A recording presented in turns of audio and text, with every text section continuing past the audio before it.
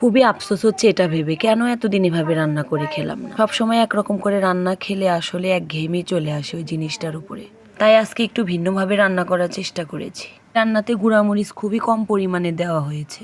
আর আলু ছাড়া তো আমাদের মাংস রান্নাই হয় না। যারা নতুন আছেন তারা অবশ্যই চ্যানেলটিকে সাবস্ক্রাইব করে দিন। এই রান্নাতে পেঁয়াজের থেকে তেলের পরিমাণ অনেক বেশি দেওয়া হয়েছে, আর তেমন কোনো মশলা দেওয়া হয় নাই।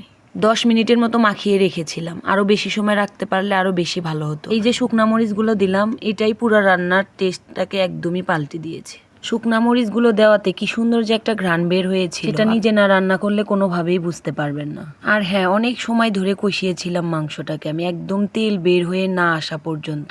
তারপরে আলুগুলো দিয়ে আরো ভালো করে কষিয়ে নিয়ে ঝোল দিয়ে দিয়েছিলাম। ঝোল দিয়ে যখন ভালোভাবে বলক উঠে এসেছে, তারপরে কয়েকটা রসুনের কোয়া ছেড়ে দিয়েছি। আর এই বোম্বাই মরিচটা স্বাদকে যেন আরো দ্বিগুণ করে দিয়েছে। এদেরকে কোনোভাবে যদি খাওয়াইতে পারতাম তাহলে বুঝতেন আসলে এটা কি রান্না করেছিলাম। রান্নাটি কেমন লেগেছে অবশ্যই কমেন্টে জানান।